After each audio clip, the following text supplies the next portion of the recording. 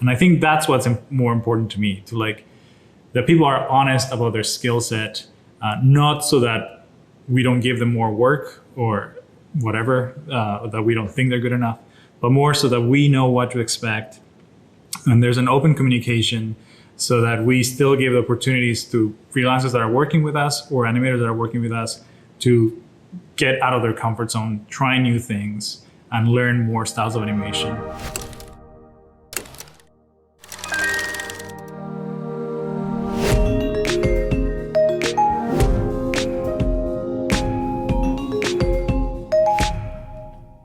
All right, well, Jorge, here we are for the last section of this workshop, and my head is about to explode, but I wanted to ask you, this was a huge project, no matter how you look at it. I mean, just the team was big and it was very ambitious.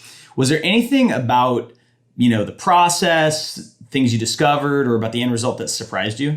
Yes. I think we talked a little about design phase, but one of the biggest question marks was, is this gonna feel like one cohesive video, or is it gonna feel like a montage with a bunch of different styles, which is not what we want.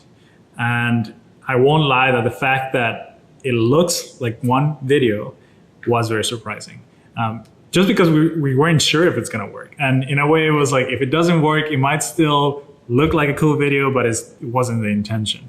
So I think defining those colors and that style and like an overarching look, if you will, that can be taken throughout the different styles and throughout the different shots, throughout the different designers, throughout the different animators, and make it seamless, it was surprising. Yeah, I'm shocked it worked, but I'm very glad it did. Well, we talked about how you kind of did that, but it sounded like that was actually a learning experience for you and for ordinary folks to actually go through the process, having, obviously it helps to have Jay Quercy involved because he's amazing. But are there things like that, that you continue to do now that you use on other projects that you learned here?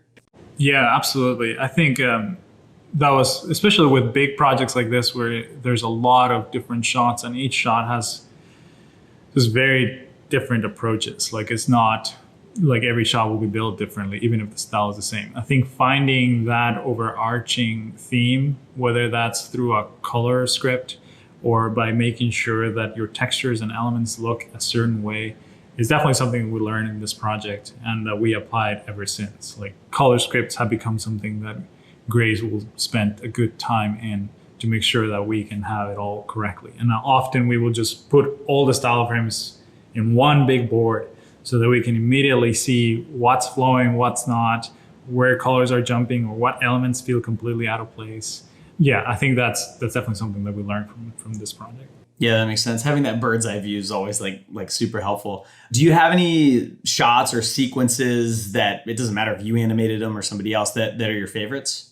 Yes. I mean, I think just because it was fun and it was so short, I really like that shapes piece. And I know it's a weird thing to say because I animated that one. But it's just like that whole section, actually, like it's just like a 3-second section where like it just goes through like different elements and different motions and connecting each shot and connecting with the music. Like that's my favorite thing about motion, like grabbing these little movements that just fit, everything fit. The movement fits, the music fits, the feel fits. And I feel like that little section really accomplishes that, from like the little shapes, and then the shapes become the little water drop, and the water drop goes into like this wavy thing.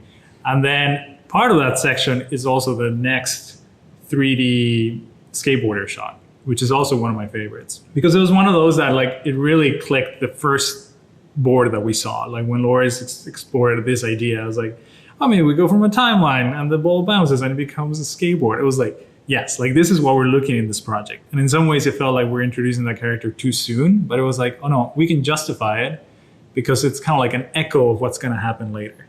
And just that unexpected little bounce, again, that matches the movement. Red circle becomes the skateboarder and then it goes down. There's just something little, it's like such a little thing that I think there's a little magic in it that I really like. So I would say probably that whole section is my favorite of the piece. With shapes, sounds, design, and movement. When it comes to motion design, we believe everyone deserves the chance to move from novice to superstar. So we've created an online place for that to happen.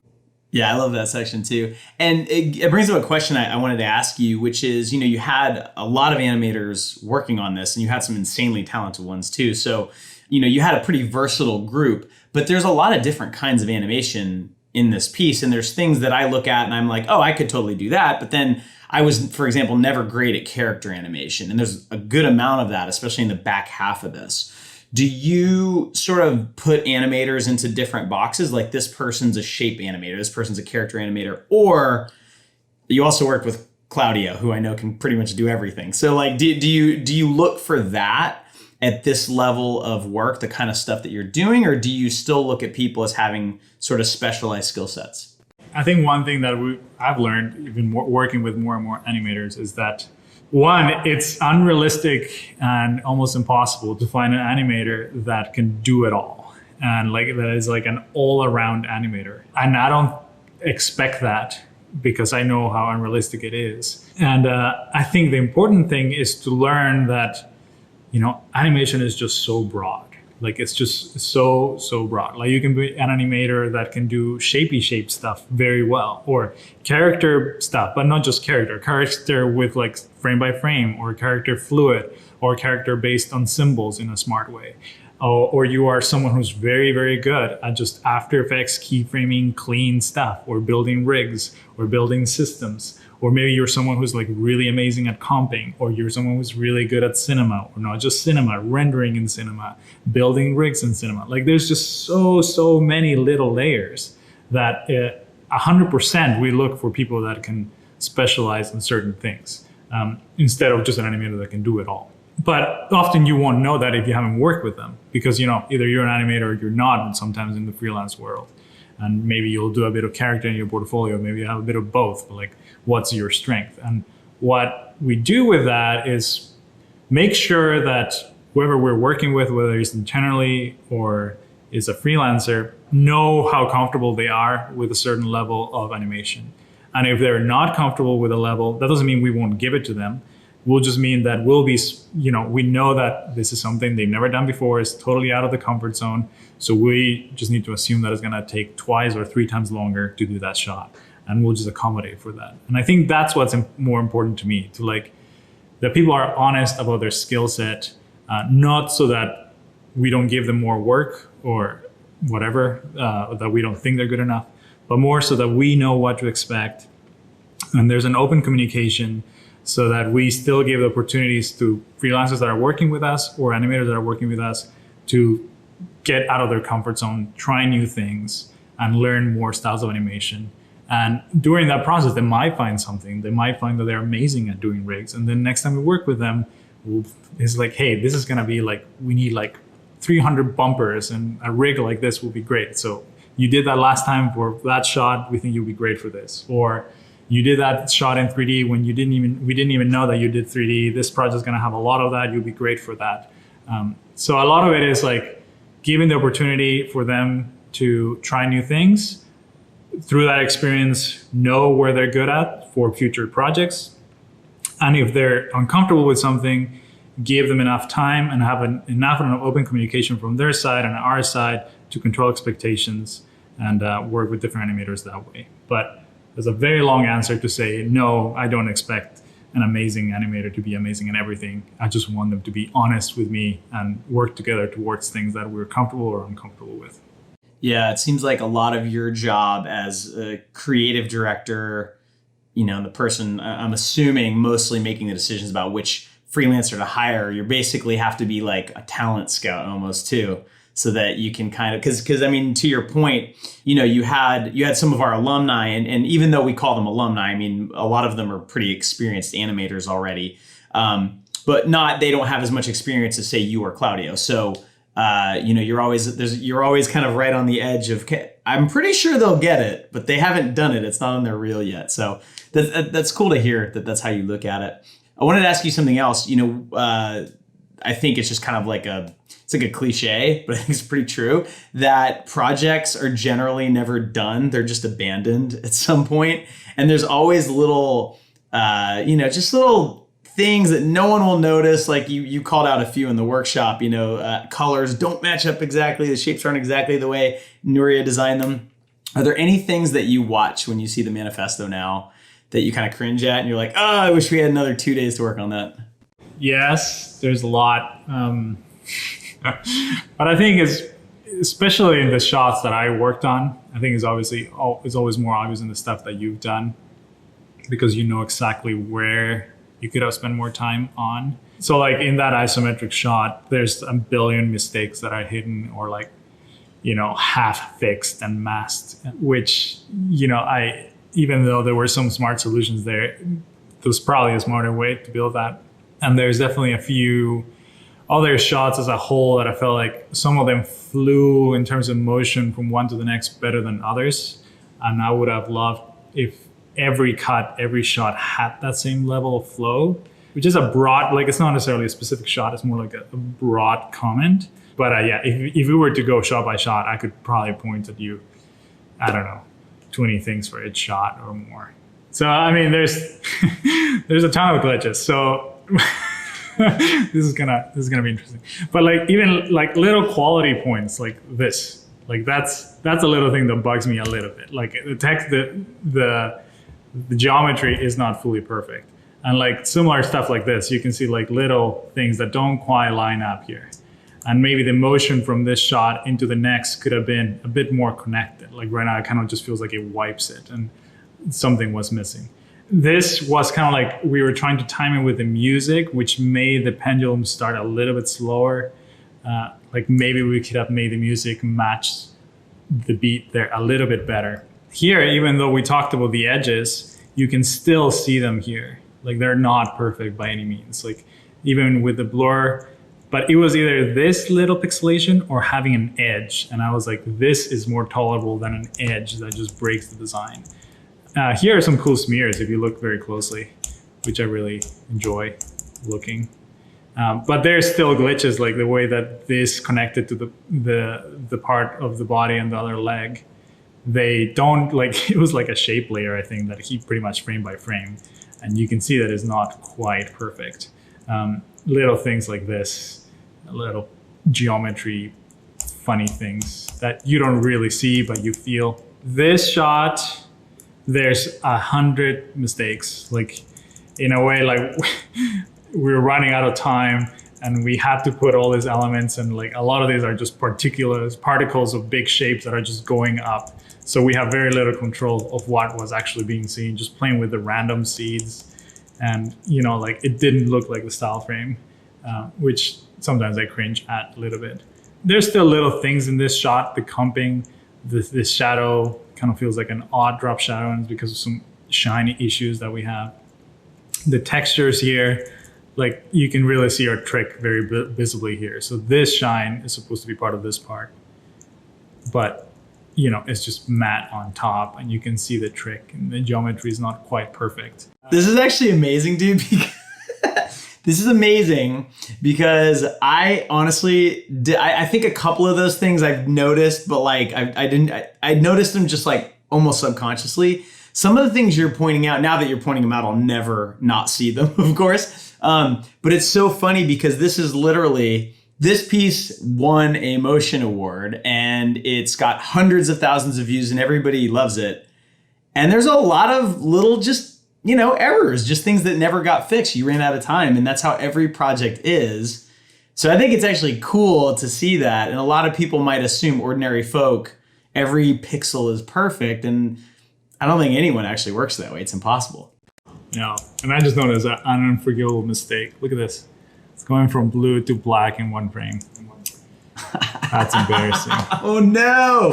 Someone's getting fired. That was probably me on the final comping. Anyway, like I'm still like the texture feel of this spheres felt like it just stopped too suddenly, and like it could have used a bit more love maybe. Like look at this. It doesn't even match the shadow there. It's like outside the circle. Unforgivable. Yeah, there's a bunch of little glitches in shots like this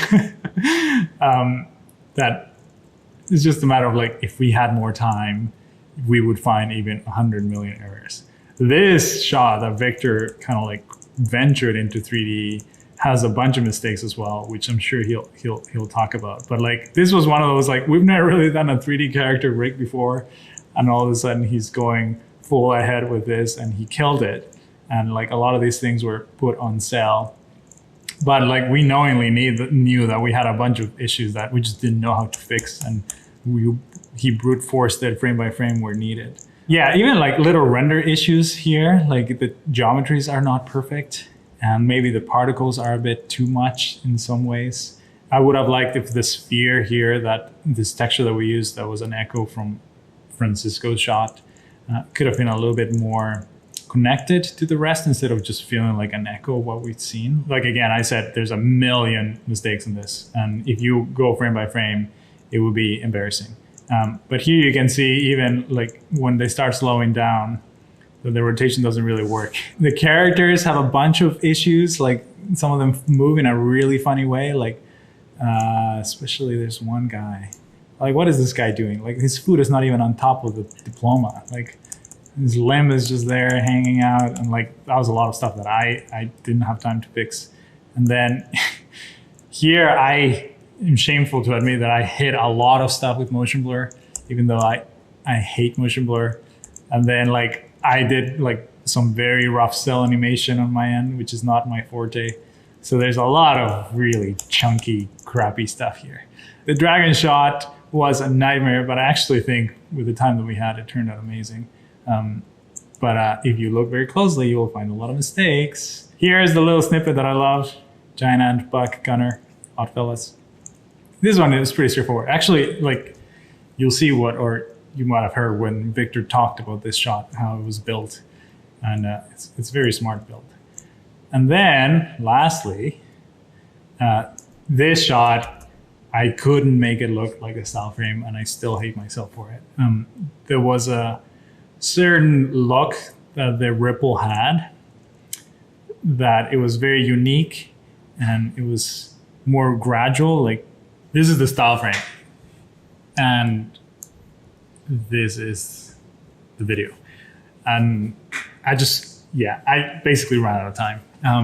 But I wish I could have found a way to figure out these ripples in a proper way so they don't look so weird and funny.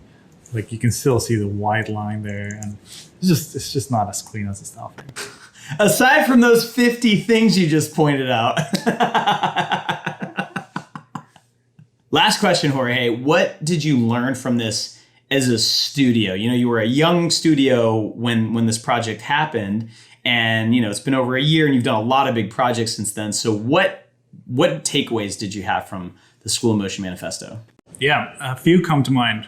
One of them is that we should be aware of the danger that comes when we have creative freedom, because we go crazy. And in a way, that's not a bad thing, but it's something that, you know, ever since when we've had projects that have creative freedom, that's something I need to remind myself. Like, I'm just too worried that it needs to look amazing, and then all of a sudden it's like, oh shoot, we actually need to animate this and we need to make it on time.